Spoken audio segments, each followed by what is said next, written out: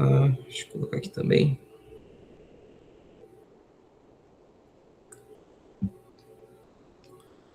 Vamos lá, queridos. Graças e paz, vamos iniciar aqui a nossa ministração. Quero que você já tenha a sua Bíblia aí preparada, que já já a gente vai usar bastante essa Bíblia aí. E o que Deus está falando com você, anota, escreve, marca, porque isso é importante depois na sua meditação. Muitas das palavras que nós falamos, às vezes elas se perdem, né? O seu cérebro, ele consegue focar até determinado tempo, depois ele começa a ficar meio perdido. Então, o que foi importante que Deus falar com você, escreve. É uma forma de você estar exercitando ali a absorver e meditar na palavra de Deus. Amém? Nós vamos falar hoje sobre como romper as circunstâncias. É uma ministração de ensino, ok? E direcionamento. Todos nós passamos por momentos de circunstâncias, seja circunstâncias difíceis, desafiadoras, seja coisas pontuais que dá para você resolver de uma maneira mais simples, sejam aquelas batalhas que às vezes dura semanas, dura meses, ou por que não, batalhas que duram anos, né? Todos nós em algum momento já tivemos essa dimensão de estar lutando uma batalha específica de um dia e você vence um dia, batalhas de uma semana, batalhas de um mês, às vezes batalhas de um ano. Recentemente não, né? Ano passado, minha esposa e eu tivemos uma batalha que perdurou aí por quase uns 2 meses, né? E foi muito difícil, muito difícil. Eu chorei muito, acredito que ela também, e a gente conseguiu resistir, conseguiu vencer essa circunstância. Recentemente também estávamos enfrentando uma batalha específica e Deus nos deu a vitória, mas tivemos que perseverar na oração. Amém? Então, o primeiro ponto, você pode até escrever aí, o primeiro ponto, tá? Como que eu consigo passar por um momento de dificuldade, por um momento de tribulação, um momento de perseguição? Primeiro ponto é manter o foco em Jesus. Eu escrevi algumas coisas aqui para você, para compartilhar com vocês, para ficar o mais didático possível dentro desse curto espaço de tempo que nós temos.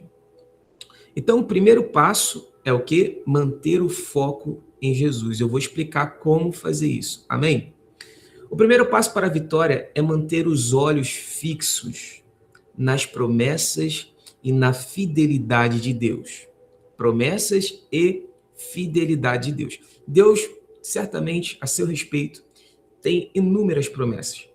E com certeza alguém já veio te entregar uma palavra da parte de Deus, falando assim, olha, Deus manda te dizer que vai fazer isso na sua vida, ele tem uma promessa X com você, tem uma promessa Y com você. Todos aqui já receberam alguma palavra assim, todos, né? Ah, eu não recebi diretamente, mas lendo a Bíblia, eu vejo que o Senhor tem muitas promessas. Então, essas promessas também que estão na Bíblia, que não são exatamente diretamente, ditas diretamente a você, também são para você. As promessas bíblicas são para a gente. Porém, tem aquelas promessas pontuais, que de repente eu vou dizer assim, ó, Ana Paula, Deus manda te dizer que ele vai te levar para os Estados Unidos, para você começar um trabalho lá. E isso é uma promessa direcionada para a Ana Paula. Amém? Eu posso também dizer, ó, Ronaldo, Deus manda te dizer que vai te dar 5 caminhões para você começar um empreendimento e vai chegar nas suas mãos, né? E isso é uma promessa direcionada para o Ronaldo. Mas também existem promessas na Bíblia que são gerais. Por exemplo, nós já temos a mente de Cristo, é uma promessa para aqueles que estão em Cristo. Nós somos salvos pela graça. É uma promessa geral, não é exclusiva só para mim. Para todos aqueles que aceitaram Jesus Cristo e são salvos pela graça. Então, nós temos que manter os olhos fixos nas promessas de Deus e na sua fidelidade. Então, se Deus promete, eu preciso crer que Ele é fiel para cumprir. O que acontece? Muitos de nós recebemos promessas, Vê se você vai concordar comigo. Recebemos promessas específicas que elas não acontecem de imediato. Às vezes passa uma semana, 2 semanas, um mês, às vezes passa um semestre e aquela promessa ainda não se cumpriu.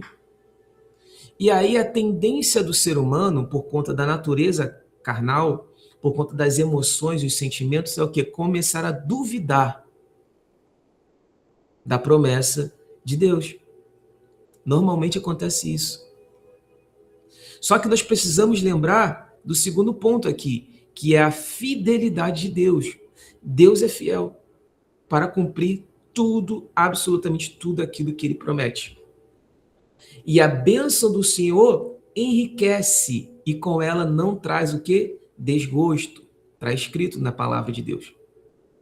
Então, por mais que aparentemente aos meus olhos esteja demorando a se cumprir, eu preciso crer, confiar que Deus é fiel e vai se cumprir.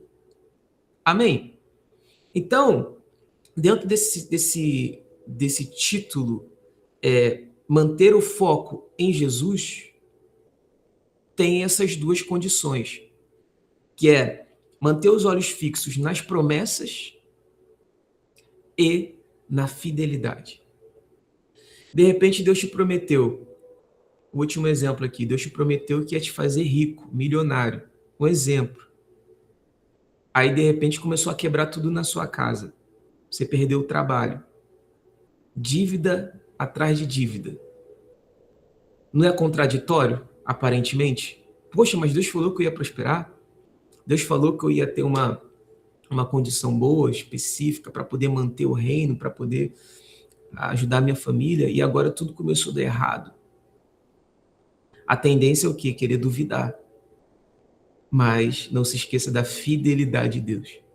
Porque existem circunstâncias na nossa vida que Deus, antes de nos dar uma bênção gigantesca, ele precisa trabalhar o nosso caráter. E muitas das pessoas não recebem bênçãos específicas porque o caráter dela não está apto a receber aquele tipo de bênção. Porque muitos são aqueles que um dia pediram uma bênção ao Senhor, buscaram, oraram, jejuaram, e quando receberam a tal bênção, se perderam. Não estavam preparados para receber. Vocês que são pais, não tem como, ainda que você tivesse condições para tal coisa, um filho de 11 anos, 10 anos de idade, pedir um carro mesmo. Você pode até comprar o carro, você tem condições de comprar o carro, mas você não compraria. Porque não tem maturidade para lidar com um veículo desse e é contra a lei. Então Deus não faz nada contra as próprias leis que ele estabeleceu. Deus é justo e é fiel. Então, nos resta o quê? Desenvolver maturidade para entender e discernir os tempos de cada promessa e focar na sua fidelidade. Então, quando eu olho para isso que eu acabei de dizer, manter o foco em Jesus para vencer e romper as circunstâncias, crer nas promessas e crer na fidelidade de Deus, eu acabo desenvolvendo uma autoridade. Isso aqui é um ponto importante. Eu desenvolvo uma autoridade na terra que é maior do que a minha própria autoridade terrena. Como assim? Vou te explicar. Todos nós temos um nível de autoridade natural. Por exemplo, os pais, eles têm um nível de autoridade acerca da sua própria casa, da sua própria família. Vocês, pais, são superiores em autoridade aos filhos. Os irmãos, eles têm uma hierarquia linear, mas geralmente o mais velho fica responsável em algumas coisas pelos mais novos. Na sua empresa que você trabalha, existe o chefe, o dono da empresa, o encarregado, o supervisor, o gerente, o líder de setor. Então existe uma hierarquia natural. Em todo lugar existe uma hierarquia natural. Mas quando eu me movo na dimensão das promessas de Deus, da fidelidade de Deus, eu passo a não ser mais regido, limitado à natureza a autoridade natural. Eu começo a ser regido pela autoridade espiritual. Porque eu estou em uma outra dimensão, eu estou em um outro nível. E as coisas do cotidiano não me causam mais nenhum tipo de dano. Ah, vai acontecer uma pandemia. Eu estou tranquilo, eu estou seguro. Ó, vai ter uma crise de combustível. Eu estou tranquilo. Ó, vai ter uma crise nos alimentos. Eu estou tranquilo. Olha, os clientes, de repente, todos os clientes sumiram. Eu estou tranquilo. Mas por que eu estou tranquilo? Porque eu estou com uma autoridade espiritual muito maior do que a autoridade terrena. E por que eu estou nessa autoridade espiritual? Porque eu confio nas promessas e na fidelidade de Deus. Tá vendo como é simples? Às vezes a pessoa só não tinha clareza. Mas é simples, é um passo a passo. Isso você vai desenvolvendo à medida em que a sua maturidade espiritual for crescendo. Amém? Segundo ponto importante, como romper as circunstâncias, como vencer as circunstâncias adversas difíceis. Segundo ponto é a importância da oração no Espírito. Orar no Espírito. E o que seria orar no Espírito? Orar no Espírito é orar em línguas. Orar em línguas. Todos aqueles que aceitam Jesus, reconhecem Jesus como seu Senhor, suficiente Salvador, são submetidos ao batismo nas águas, todos eles automaticamente já têm o Espírito Santo dentro deles. Já tem o Espírito Santo dentro deles. Só que muitos ainda, isso aqui não faz parte desse ensino, eu vou trazer em outro momento, tem uma certa dificuldade de fluir no dom da oração de línguas, em línguas. A oração em línguas, ela serve para te edificar.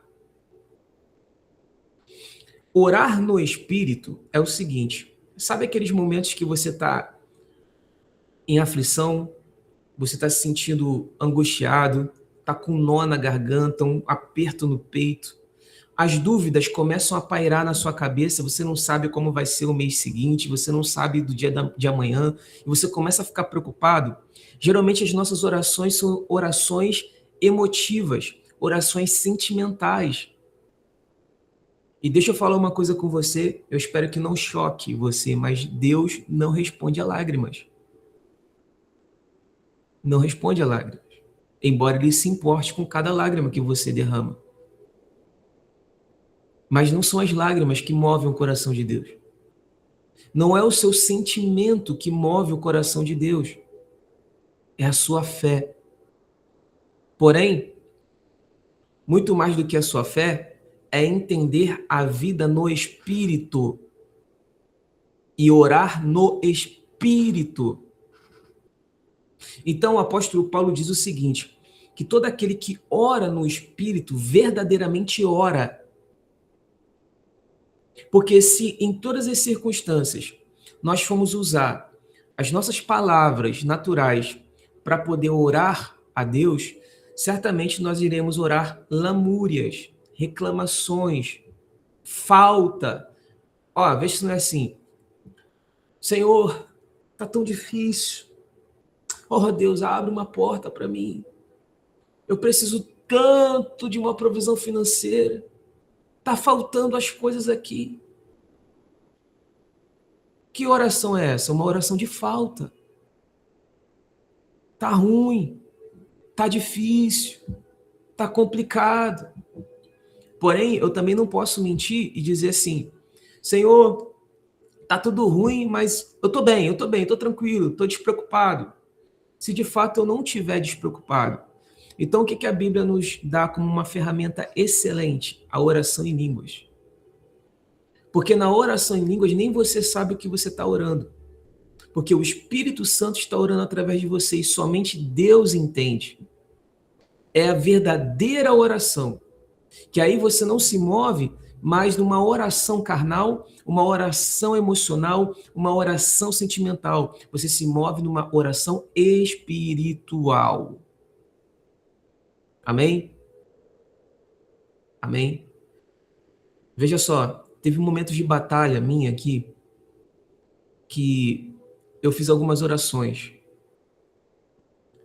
E confesso que depois de sair dessas orações eu me senti muito mal. Muito mal.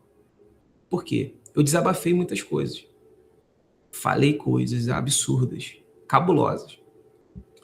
Mas depois que o tempo foi passando, muito tempo foi passando, e eu fui aprendendo a dimensão da oração em línguas com mais clareza, porque existem muitos leques no assunto oração em línguas, não é somente esse ponto, existem outros pontos. Eu fui aprendendo que todas as vezes que eu estivesse passando por uma dificuldade, passando por um momento de desespero, eu deveria orar em línguas.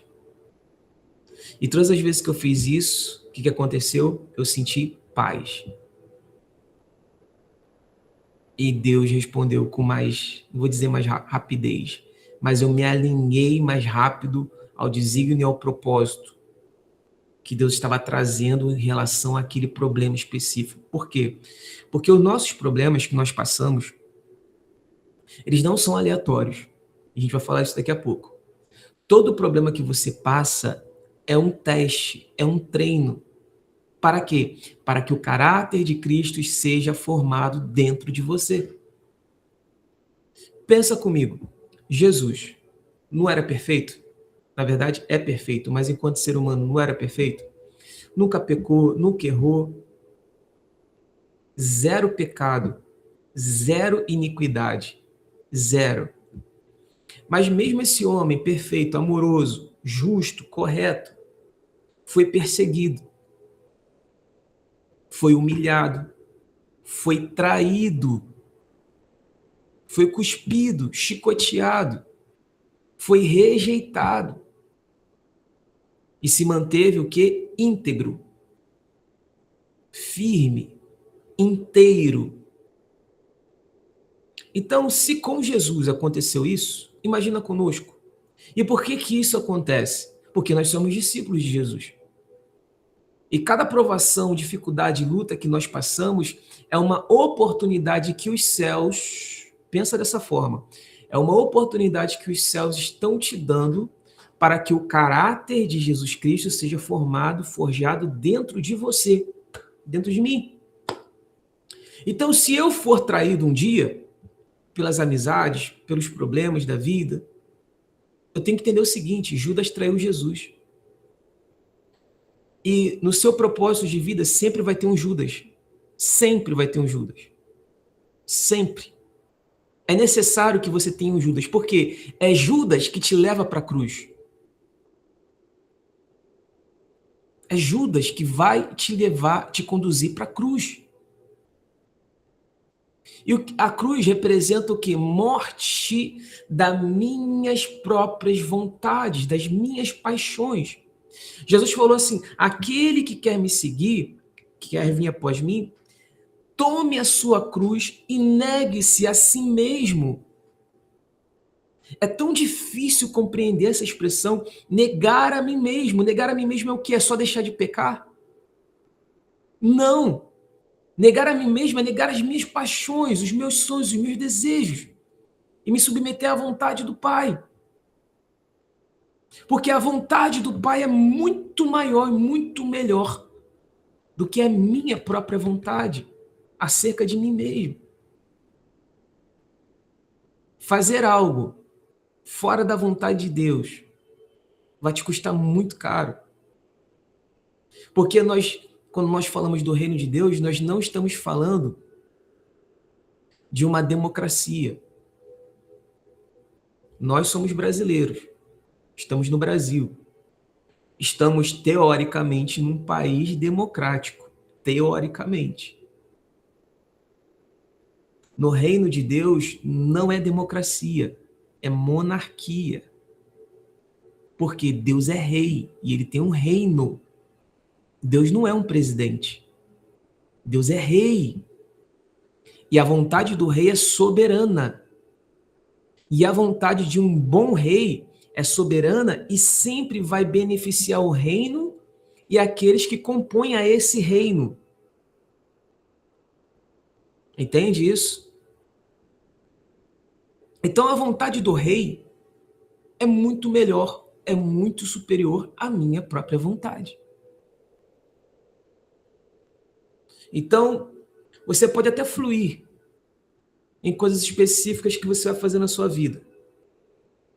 Se não for da vontade de Deus, não estiver alinhada com os propósitos de Deus, isso vai te custar muito caro. Por isso que hoje eu tenho um temor muito grande. Eu tenho várias ideias aqui, eu tenho várias coisas que eu posso fazer para poder alavancar algumas coisas, mas hoje eu já aprendi. Eu dobro os joelhos e oro. Senhor, eu posso fazer isso aqui? É da tua vontade fazer isso aqui? E na maioria das vezes eu só escuto um não. Mas que bom que eu escuto um não. Pior são aqueles que não escutam nada. E aí fazem as coisas cegamente. Então isso está dentro da importância de viver no Espírito, orar no Espírito. Ok? Amém até aqui? Estão pegando? Então, a oração no Espírito, a oração em línguas, ela vai te permitir romper camadas de resistência. Sabe aquelas situações na sua vida, áreas da sua vida que parece que não rompe? Parece que você travou, você não passa daquele nível? Começa a orar em línguas, pensando naquela situação que você está vivendo, naquela parte ali que você não está conseguindo romper. Ora em línguas. Ora em línguas. Começa a orar. Ah, mas eu ainda não oro em línguas, então peça a Deus. Peça a Deus que você possa orar, mas deseje, anseie, tenha muita vontade de orar em línguas. Que Ele vai destravar isso dentro de você. E você vai se permitir romper e orar em línguas. É fundamental para o exercício da nossa fé e manutenção da nossa vida espiritual a oração em línguas. É fundamental. Saiam e fujam desses ensinos que dizem que nem todos oram em línguas, que você não precisa orar em línguas, que isso, quando Deus quiser, Ele vai te dar. Não, não, não, não, não. Busque, queira, anseie pela oração em línguas. Isso vai ser fundamental para você. Então, tudo aquilo que você precisa na sua vida, ela é gerada na oração. Tudo, tudo, tudo, tudo, tudo. A oração é como se fosse um momento de gestação da mulher. A mulher está grávida, ela está gerindo ali uma criança, está no processo de gestação, para que, com 9 meses, aquela criança venha a nascer. Então, a oração é a mesma coisa, é um processo de gestação. Quero romper em uma área, preciso de algo específico. Então, ore. Oração. Amém? Depois eu vou falar mais sobre oração, a gente falar outras coisas aqui. Então, a nossa oração no Espírito não pode ser o quê? Emotiva. É claro que você pode chorar na presença de Deus, óbvio, você deve chorar na presença de Deus. Em orações de intimidade, de comunhão, eu estou buscando meu pai, eu quero conhecer o meu pai. Pai, fala comigo, e ele vai falar com você, e de repente você vai começar a chorar. Isso é bom, é ótimo, é maravilhoso. Mas orações pontuais de guerra, orações de batalha, orações às vezes que você está passando uma dificuldade, ore no Espírito. Até que você amadureça e consiga compreender a dimensão do que você está passando e consiga também fazer a oração de entendimento. Qual é a oração de entendimento? É na sua língua. Você não fala português? Então é essa oração. Amém? Ó, em Efésios capítulo 6, versículo 18, diz assim, ó. Efésios capítulo 6, versículo 18. Você pode também anotar aí depois para você ler. Diz assim, ó. Porém, em todo tempo, no Espírito, com todo tipo de oração e súplica. E para isto vigiem com toda perseverança e súplica por todos os santos. Aqui é orar, né? Por isso, orem em todo tempo no Espírito, com todo tipo de oração e súplica. E para isto vigiem com toda perseverança e súplica por todos os santos. O que está sendo orientado aqui? Orar em todo tempo, aonde? No Espírito. Então, tem vezes que eu estou dirigindo e eu estou orando na minha mente, em línguas. Tem vezes que eu estou aqui escrevendo alguma coisa, eu estou orando em línguas. Tem vezes que eu estou caminhando na rua, eu estou orando em línguas, na minha mente. E quando eu posso orar alto, eu oro alto. Por exemplo, no carro, geralmente eu oro, quando estou sozinho, eu oro mais alto, em línguas. Mas quando eu estou com a minha esposa, por exemplo, geralmente eu estou aqui, orando na mente. Eu estou o tempo todo, ligado. Mas eu vou ficar doido. Mas é para você ficar doido mesmo. Ficar doido por Jesus. Fica doido por Jesus. É a melhor coisa que você pode fazer. Entende? Por isso que se você consegue cultivar isso, o que vai acontecer? Você se torna uma pessoa mais sensível ao mundo espiritual. Você consegue observar coisas que a maioria das pessoas não observa. Por exemplo, você está num ambiente, aí está tocando uma música específica. Você consegue absorver a frequência daquela música e falar, ó, esse aqui não tá legal, vamos sair daqui. Ah, mas não tem nada. Vamos sair daqui, sai daqui. Aí você está num ambiente que está todo mundo brincando, está todo mundo rindo, e de repente vê um cheiro específico naquele ambiente. Você fala, olha, a gente precisa sair daqui. Existem batalhas que você vai detectar e você vai batalhar, e você foi enviado para ali para romper, quebrar aquilo. Amém? Mas existem outras que é só para você identificar e você sair. Sai. Você, de repente, entrou numa loja para ver alguma coisa, tá lá de boa. Daqui a pouco você começou a ficar irritado, começou a ficar inquieto. Opa, o que está acontecendo? Começa a orar em línguas, na mente, ó. Ora em línguas. Daqui a pouco vai vir um discernimento. Deus vai falar com você. Aí você vai o quê? Sair, ou vai orar, ou vai fazer alguma coisa ali que Deus te orientar. De repente, uma pessoa vai vir falar com você, começar a conversar uma história triste com você. Enquanto a pessoa está contando a história dela, você está fazendo o quê? Orando em línguas na sua mente. Cara, isso aqui é muito poderoso que eu estou falando. Isso aqui funciona demais. E aí, daqui a pouco o Espírito Santo vai te dizer se o que a pessoa está falando é verdade ou é mentira.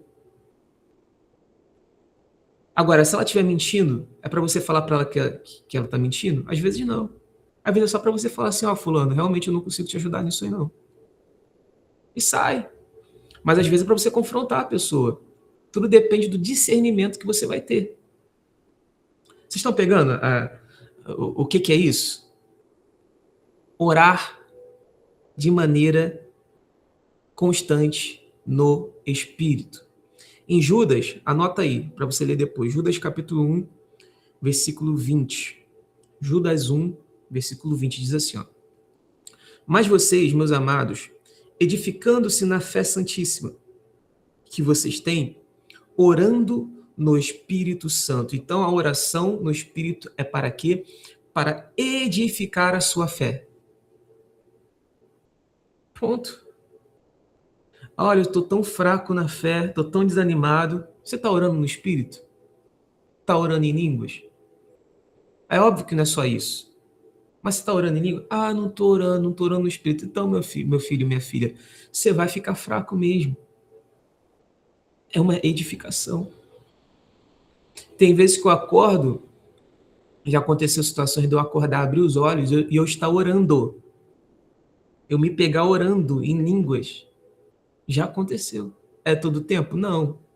Mas já aconteceu de eu abrir o olho e eu estar orando em línguas. De repente eu estou caminhando na rua e vem um glória assim dentro de mim e começa a orar em línguas. Em 1 Coríntios, capítulo 14, anota para você ler depois, o capítulo inteiro. Ali o apóstolo Paulo ele vai falar sobre a oração em línguas, sobre a profecia. É um capítulo muito bom para você aprender um pouco mais sobre a oração em línguas. Ok? Então falamos de 2 pontos até agora. Manter o foco em Jesus e a importância da oração no Espírito. Vamos para o 3º ponto, sobre como romper as circunstâncias. Então, como você já aprendeu agora, que a oração no Espírito, né, a oração em línguas é fundamental, esse 3º ponto vai trazer o seguinte para você, que a oração ela tem um poder. Esse 3º ponto é, A oração tem o poder de moldar o seu caráter. O caráter de qualquer pessoa. É impossível uma pessoa que ora ter uma vida de oração permanecer do mesmo jeito. Tem coisas na sua vida que não é uma terapia que vai resolver. Não vai. Não é um processo de, sei lá o que das quantas, de desenvolvimento pessoal. É um processo de oração. Orar. Você tem noção? A pessoa carnal, ela não consegue orar. Por quê? Porque oração é uma atividade espiritual. Então, quando você ora, quem é que está orando? É o seu espírito. E o seu espírito, ele deve governar a sua carne e deve governar a sua alma. Mas para que ele governe a sua carne e a sua alma, é necessário que ele seja governado pelo Espírito de Deus, que é o Espírito Santo. Então, a oração, nesse ponto, ela vai moldar o seu caráter. Se você tem um caráter moldado, você consegue passar por qualquer dificuldade. Por exemplo, os homens, né? Completam ali os seus 18 anos e são obrigados a se alistar no quartel. As mulheres é voluntário, mas os homens são obrigados. Geralmente, isso não é uma regra, mas geralmente, pela lógica, um homem que passa pelas Forças Armadas, pelo quartel, ele tende a ser mais resistente emocionalmente. Ele tende a ser mais resistente também fisicamente. Isso é uma regra? Isso é algo absoluto? Não. Não é algo absoluto, porque existem pessoas que não passaram pelas Forças Armadas e são resistentes, são resilientes, são fortes. Mas, geralmente, quem passa pelas Forças Armadas tem uma resistência e uma resiliência mais forte. Por quê? Porque dentro do período ali do quartel é formado um caráter na pessoa. Um caráter que podem estar invadindo o Brasil, pode estar o pau quebrando. Se eles tiverem que ir para a linha de frente, eles vão fazer o que precisa ser feito. Por quê? Porque eles são ensinados nas pequenas coisas. Quais são as pequenas coisas? Faça a barba. Todo dia. Se for necessário, todo dia. Levantou da cama, dobra um lençol de cama, arruma sua cama. Roupa, sempre alinhada. Cabelo, cortado. E entre outras e outras e outras e outras coisas. Isso vai formando um caráter. Então a oração, ela tem o poder de formar o caráter de Deus dentro de você. A oração constante modela o caráter, tornando-o firme, discernível e preparado para resistir a tentações e às estratégias das trevas. Então, quando a pessoa está sendo muito tentada, o que ela tem que fazer? Ela tem que orar. Jejuar, ler a Bíblia, é claro, mas ela precisa orar. Orações com desígnios santos. O que vocês precisam aprender agora? Orações com desígnios santos sempre serão respondidas. O que é um desígnio santo? É uma intenção, é um objetivo. Por exemplo, você pode pedir ao Espírito Santo, quando você estiver orando, um espírito de santidade. Quantos são aqueles que pedem santidade quando estão orando? Eu não sei. Eu não estou ouvindo a oração de todo mundo. Mas o tanto de gente que eu já conheço e já fiz uma pergunta semelhante, poucos, ou quase nenhum, pede santidade na oração. Senhor, dai-me santidade. Me dá o teu espírito de santidade. Eu não estou falando do Espírito Santo, estou falando de santidade. Santidade, né? Espírito de poder. Senhor, me dá o espírito de poder. Senhor, me dá o espírito de temor. Quantos oram pedindo temor? Senhor, me dá mais temor. O espírito de temor. Que eu aprenda a temer o Senhor, não no sentido de ficar com medo, mas de reverência, respeito. Espírito de sabedoria. Espírito de revelação. E por aí vai. Essas orações são consideradas orações com desígnio santo. Senhor, me batiza com amor. Me dá um espírito de amor, me dá um espírito de comunhão. São orações santas, porque elas vão te colocar dentro de uma forma em que você será parecido com Deus na terra. Santo, justo, sábio, amoroso, bondoso. Amém? Amém ou não amém? Vocês estão comigo ou não? Já estamos finalizando. Então segura aí. Eu sei que é muita informação, por isso que é importante se anotar. Uma vez eu estava orando e eu estava num período de avivamento pessoal. O Ronaldo está anotando aqui para mim. Show! Isso aí. Um dia eu estava orando, eu estava num período de avivamento pessoal e o Senhor falou comigo na madrugada algo que mudou a minha percepção. Eu falei assim, Pai, me revela algo muito cabuloso, algo assim que o Senhor nunca revelou a ninguém ou nunca falou comigo, me dá uma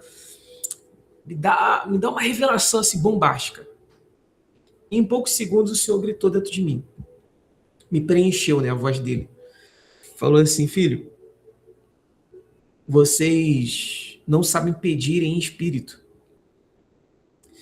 E eu falei, como assim? Ele falou para mim assim, olha, sabe os temperamentos? Temperamento, aí você tem ali o colérico, o melancólico, o fleumático, o sanguíneo, né? Isso faz parte das terapias de desenvolvimento pessoal e tudo mais. Ele falou, sabe os temperamentos? Eu falei, sim, Senhor. Ele disse para mim, são espíritos. Eu falei, como assim, Deus? Ele falou, trazendo para nossa linguagem, tá? Não vou usar uma linguagem técnica. Mas uma pessoa que é muito nervosinha, ela precisa de um espírito de mansidão. Então essa pessoa tem que orar por mansidão. Senhor, não é aperfeiçoa o meu temperamento, é Senhor, me dá um espírito de mansidão. Sabe aquela pessoa que é muito chorosa, muito medrosa, muito melancólica, às vezes, ressentida? Lembrando que a expressão melancólica não quer dizer somente uma pessoa que chora, mas é só para você entender, ficar mais simples. O Senhor me orientou no seguinte, ó, essa pessoa tem que pedir um espírito de ousadia, intrepidez, coragem. E ele foi falando comigo que tudo aquilo que nós necessitamos construir no nosso caráter, nós precisamos pedir um espírito referente àquilo. Se eu preciso de coragem para tomar uma decisão e eu não tenho, o que eu tenho que fazer, Senhor? Dai-me um espírito de coragem. Se eu preciso de sabedoria, não estou sabendo resolver um problema, eu preciso do espírito de sabedoria. Os espíritos de Deus são porções que todos nós temos direito e temos acesso. É só pedir. Às vezes você está querendo romper novamente, né, em uma área específica, ou está precisando, sei lá, vou falar algo aqui muito, muito básico, mas você está precisando, sei lá, de um carro. O que as pessoas geralmente fazem? Senhor, me dá condição de comprar um carro. Senhor, me dá um carro. Senhor, me abençoa com um carro. Me dá tanto de dinheiro para que eu possa comprar um carro. Quando, na verdade, Deus está esperando que você seja mais maduro no espírito e peça assim, Senhor, dai-me o espírito de sabedoria para que eu possa, Senhor, entender o tempo certo, para que eu possa ver aquilo que eu não estou vendo, as oportunidades que estão passando despercebidas. Senhor, dai-me o espírito de prosperidade, a prosperidade que vem do Senhor, para que eu possa comprar, para que eu possa não somente comprar, mas abençoar também outras pessoas. Então, tudo que você precisar é no espírito. Eu estou com um problema físico, no ombro, no braço, na perna, nas costas, na cabeça, não sei. Então, o que a gente faz? Primeiro, a gente expulsa o espírito causador daquilo, e depois a gente pede o espírito de cura. É tão óbvio isso, mas as pessoas não sabem ou não se atentam a isso. Então, tudo o que você precisa, peça em espírito. Receba em espírito, que automaticamente vai se revelar na sua vida. É uma chave do reino. Não é misticismo isso aqui. Isso aqui é o poder da oração. Oração correta. Para você ver, em Tiago, capítulo 3, perdão, Tiago, capítulo 4, versículo 3, anota aí para ler depois. Tiago 4, versículo 3 diz assim, ó: pedem e não recebem porque pedem mal, para esbanjar em seus próprios prazeres. Então tem orações que não são respondidas porque as pessoas não sabem pedir. Elas pedem somente para os prazeres dela.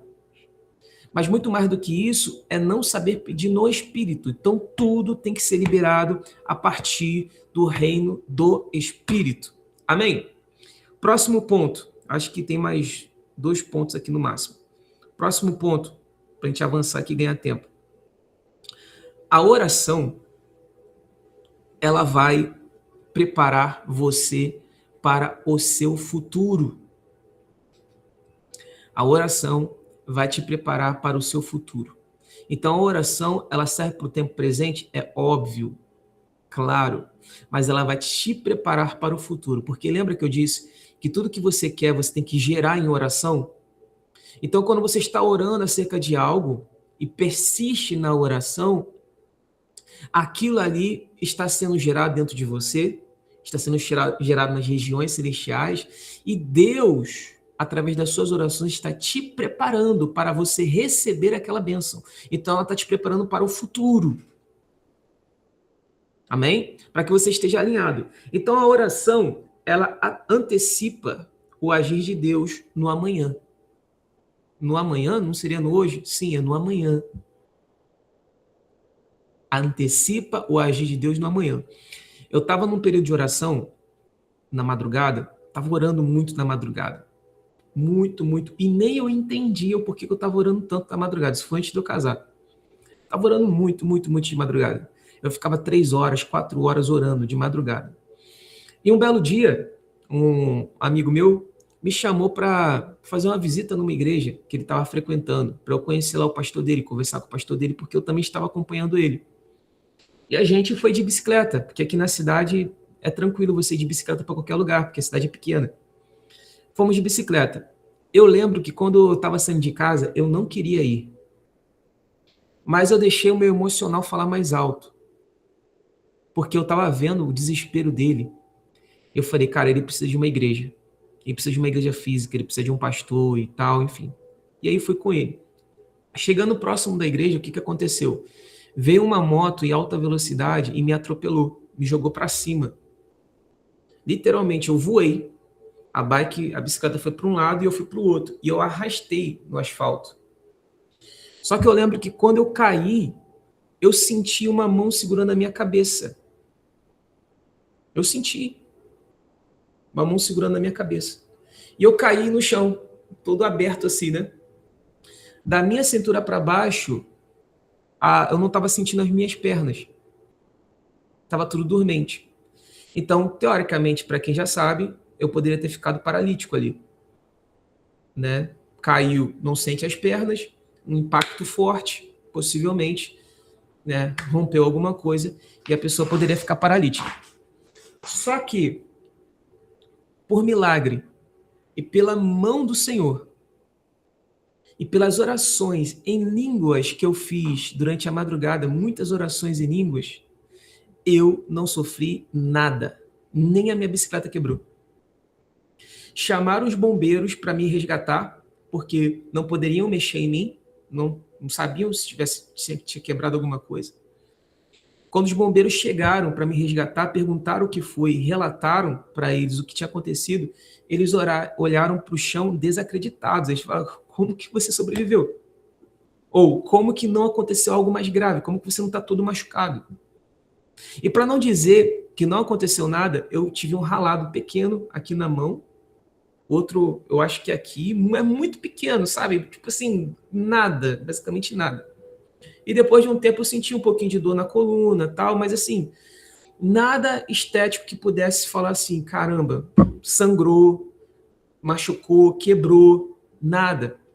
Então eu disse que a oração te prepara para o futuro. Então eu tenho certeza que aquelas orações de madrugada que eu fiz me ajudaram naquele momento em que eu estava entre a vida e a morte. Nós somos livres de situações de vida ou morte o tempo todo.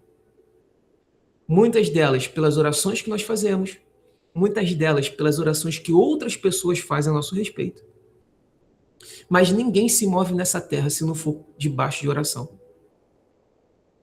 Principalmente nós que somos filhos de Deus. A oração é o fundamento de todas as coisas na nossa vida.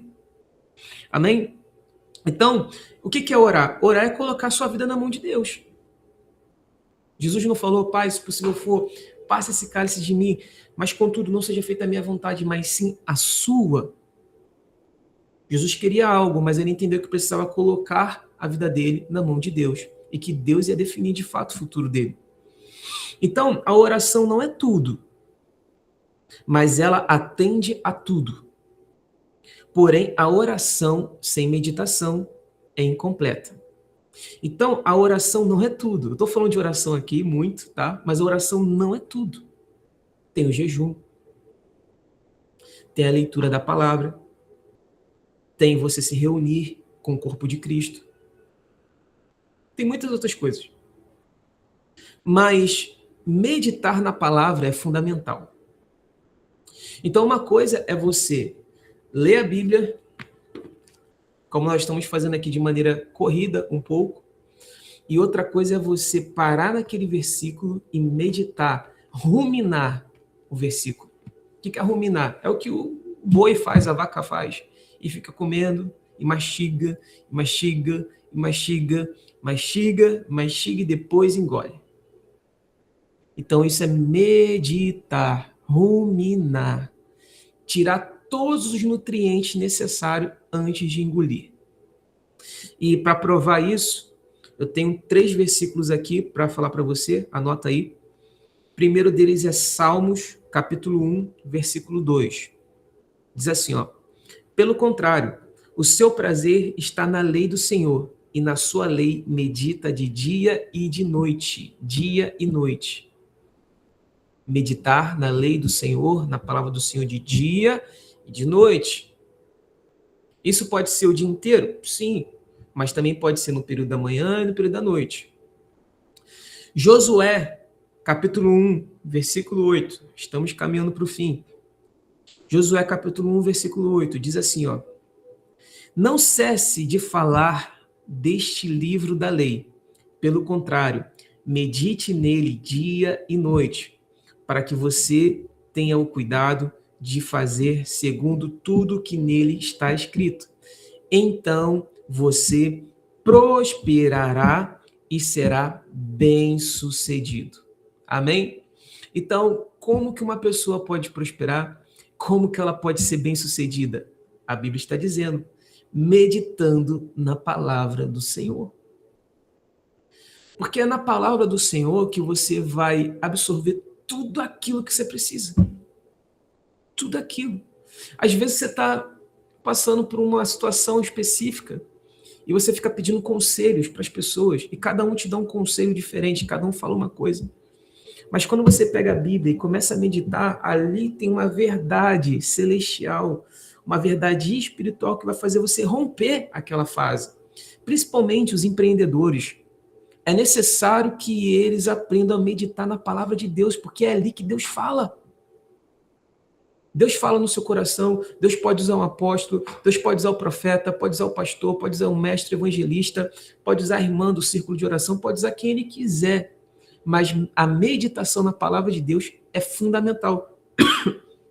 É fundamental. Amém? Outro texto para você anotar é Salmos 119, versículo 15.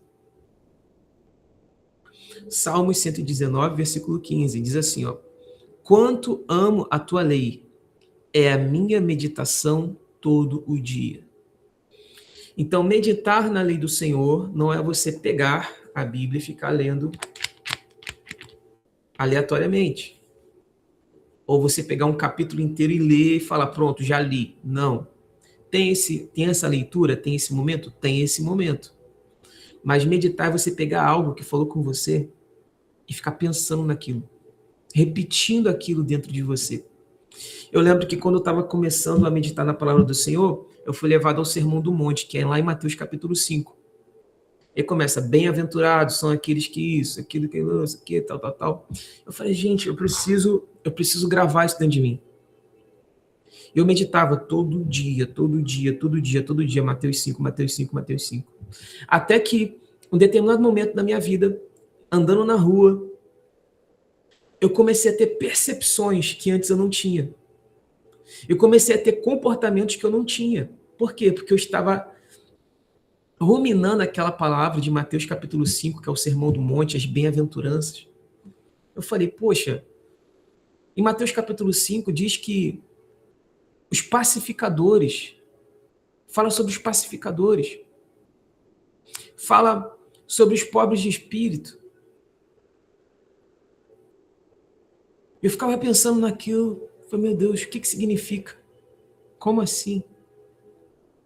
E eu entendi que os pacificadores são aqueles que, diante de uma situação de problema urbano, dentro de casa, qualquer lugar, são aqueles que vão trazer a paz. Aí eu via alguém discutindo, fazendo alguma coisa, eu falava assim, vem cá. Pô, deixa isso pra lá.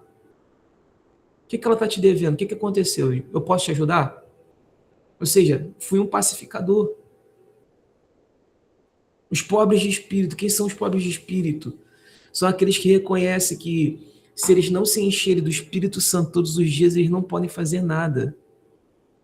São os humildes. Senhor, nada sei, nada posso, nada tenho, nada faço, nada falo se não for pela tua presença. E aí entra os generosos. Quantas vezes eu já não fui nas ruas, nos restaurantes, almoçar em algum lugar, e eu pedia para Deus me mostrar 1 ou 2 mesas. Deus me mostrava. E eu perguntava para a menina do caixa, quanto é que deu aquela mesa ali? A menina falava, deu tanto. Eu ia lá e pagava a refeição da pessoa sem a pessoa saber. E eu falava, ó, quando vier aqui perguntar quem foi que pagou, fala que foi Deus. Fala, Deus te abençoe.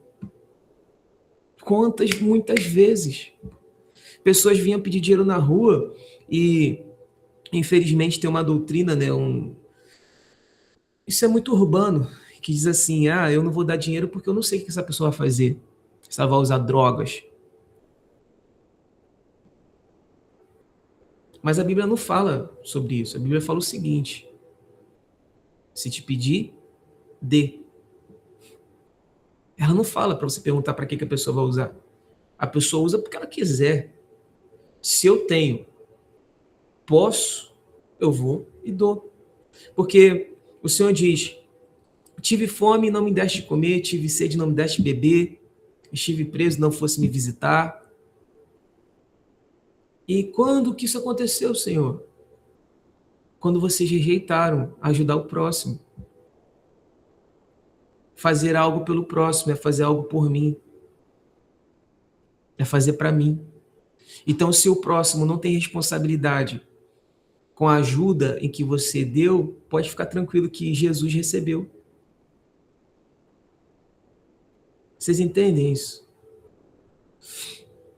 Mas só consegue chegar nesse nível quem medita nas Escrituras, quem ora no Espírito, quem tem uma vida de oração.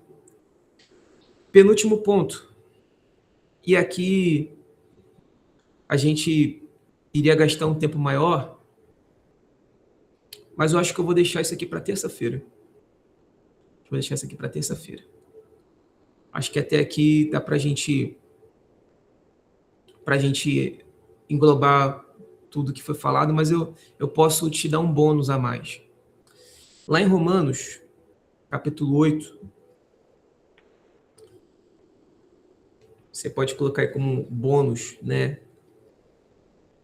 Que as tribulações nos aperfeiçoam. Deixa eu abrir aqui Romanos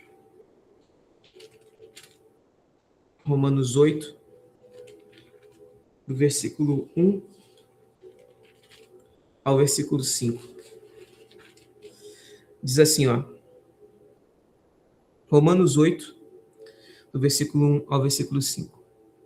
Agora, pois, já não existe nenhuma condenação para os que estão em Cristo Jesus.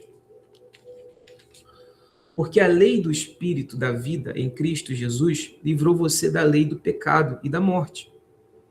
Porque aquilo que a lei não podia fazer por causa da fraqueza da carne, isso Deus fez enviando o seu próprio Filho, em semelhança da carne pecaminosa, e no que diz respeito ao pecado.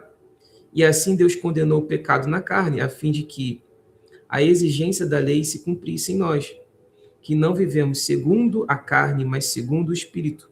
Os que vivem segundo a carne se inclinam para as coisas da carne, mas os que vivem segundo o Espírito se inclinam para as coisas do Espírito. Nós estamos falando aqui de uma vida de oração, de uma vida no Espírito. Amém? Isso daqui é um aperfeiçoamento. Através da vida do Espírito, no Espírito nós somos aperfeiçoados. E aí ele continua falando, né? Pois a inclinação da carne é morte, mas a do Espírito é vida e paz. Porque a inclinação da carne é inimizade contra Deus, pois não está sujeita à lei de Deus, nem mesmo pode estar. Portanto, os que estão na carne não podem agradar a Deus. Vocês, porém, não estão na carne, mas no Espírito. Se de fato o Espírito de Deus habita em vocês, e se alguém não tem o Espírito de Cristo, esse tal não é dele. Se, porém, Cristo está em vocês, o corpo, na verdade, está morto por causa do pecado, mas o Espírito é vida por causa da justiça. Se em vocês habita o Espírito daquele que ressuscitou Jesus dentre os mortos, esse mesmo que ressuscitou Cristo dentre os mortos vivificará também o corpo mortal de vocês, por meio do seu Espírito, que habita em vocês. E aí continua, né? Continua, é um texto muito bom, depois vocês leiam o capítulo 8 inteiro. Amém? Então, nós precisamos ser aperfeiçoados. E como nós somos aperfeiçoados? Com uma vida de oração no Espírito. Porque o caráter de Cristo será moldado e formado dentro de cada um de nós. Amém?